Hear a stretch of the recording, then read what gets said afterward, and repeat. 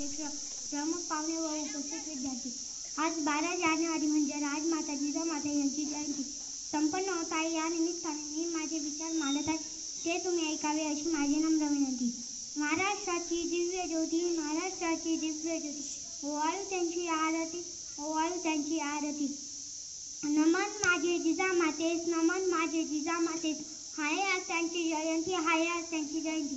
राजमाता जिजाबाई व शहाजीराजे भोसले या मराठा साम्राज्याचे स्थापक होते. छत्रपती शिवाजी महाराजांची आई राजमाता, राष्ट्रमाता किंवा जिजाबाई हे समजले जाते. त्यांच्या आईच्या जिजाबाईंचा जन्म 12 जानेवारी 1598 रोजी झाला.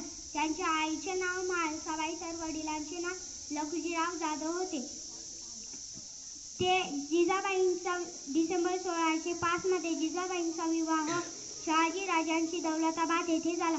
जिजाबाई व त्यांचे शौर्य दूरदृष्टीसाठी ओळखल्या जायच्या. त्या एक अत्यंत कुशलतेने घोडस्वार देखील होत्या. त्या अत्यंत